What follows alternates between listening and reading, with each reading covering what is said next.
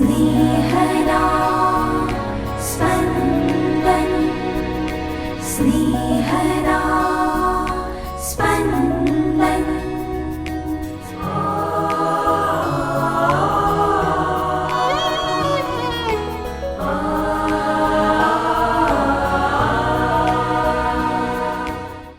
તાડપત્રનો રવિવાર. તાડપત્રના રવિવારે ઈસુની મહાવ્યથા, મૃત્યુ અને દફનનું શ્રવણ કરવામાં આવે છે. ઈસુ અને તેમના શિષ્યો હવે યરૂશાલેમ નજીક આવ્યા હતા અને જેતુન પહાડના ઢોળાવ ઉપર આવેલા બેથફગે ગામે પહોંચ્યા. એટલે ઈસુએ બે શિષ્યોને એવું કહીને મોકલ્યા, સામેના ગામ જાઓ. પેસતાં જ તમે એક ગધેડીને બાંધેલી જોશો. તેની સાથે તેનું ખોલકું પણ હશે. તેમને છોડીને મારી પાસે લઈ આવો. કોઈ તમને કંઈ કહે તો કહેજો કે પ્રભુને એમની જરૂર છે અને થોડી વારમાં તેમને પાછા મોકલી આપશે.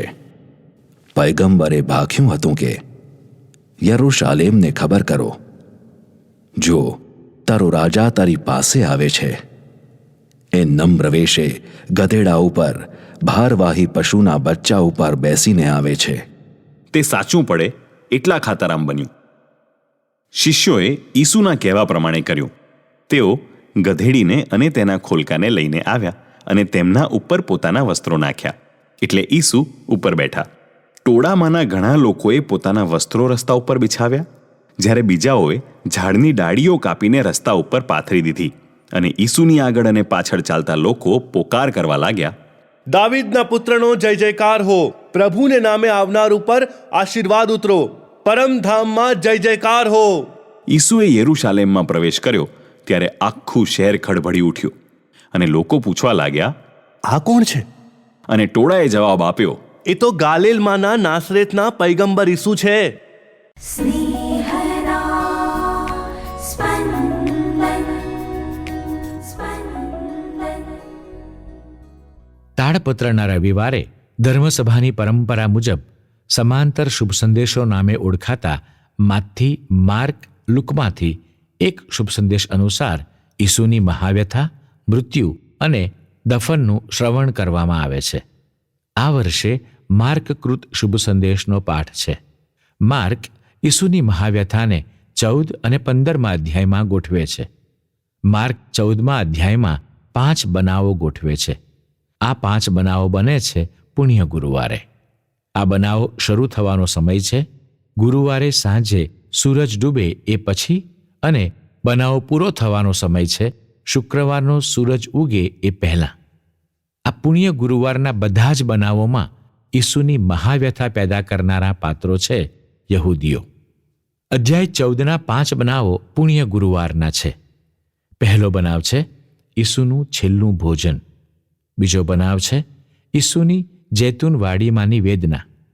ત્રીજો બનાવ છે ઈસુની ગેત્સેમાનેમાં ધરપકડ.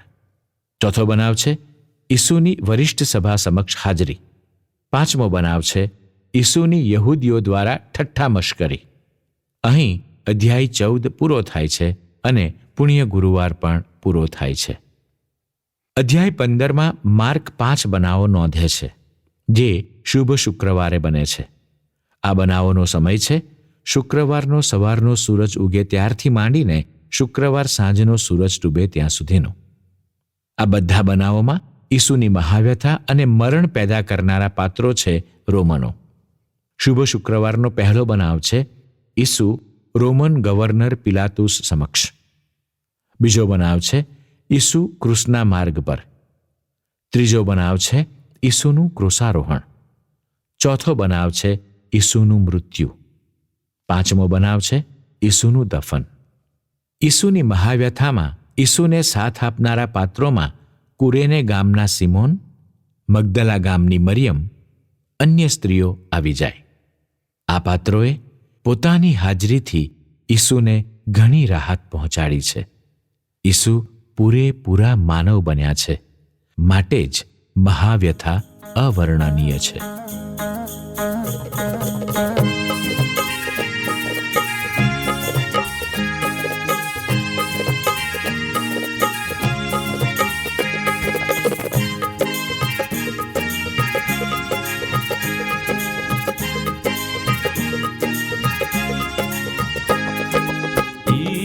રાજાની સ્વારી યરૂશાલેમ જાય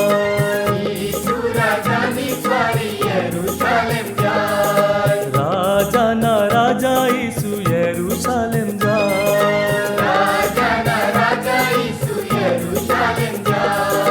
યરૂશાલેમ જાય એમના શીશો હરખાય સઘળે આનંદ વર્તાય રાજા યરૂશાલેમ જાય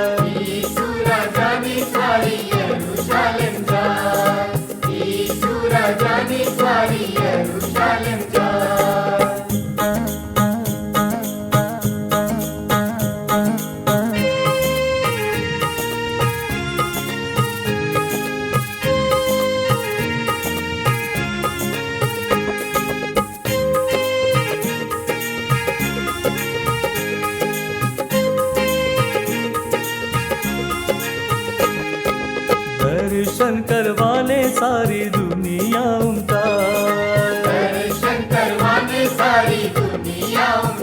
સારી દુનિયા ઉમટાય રસ્તા ચોખ્ખા કરાય ઉપર પાણીડા છંટાય સ્વારી યરૂશાલેમ જાય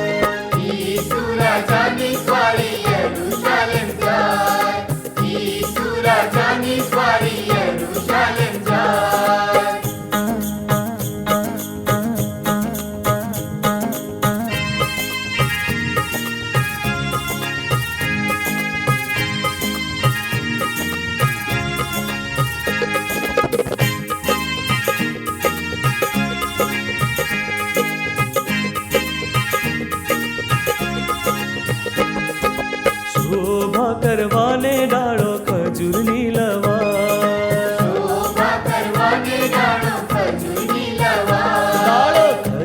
લવાય વૃક્ષો સેતુરના કપાય રસ્તે પાથરણા પથરાય સ્વારી યરૂશાલેમ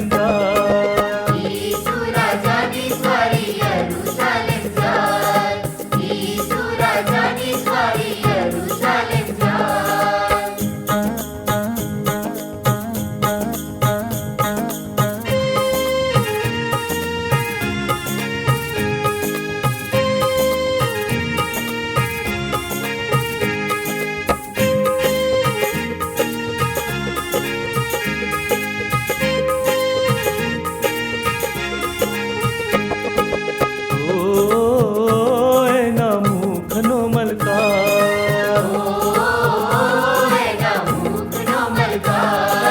આંખોનો ચડકાટ એના વાળનો ઝડકાટ જોવા દિલે છે કલસાટ સ્વારી યરૂશાલેમ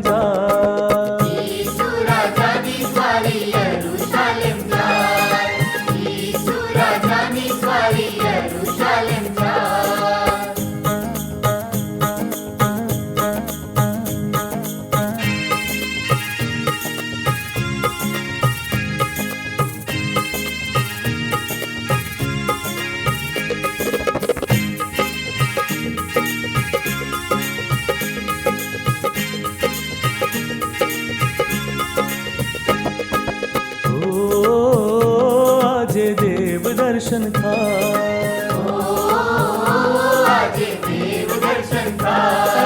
આશીષો પમાય સ્તુતિ પ્રભુની ગવાય જય જય હો જોઈ સુરાય સ્વારી યરૂશાલેમ જાય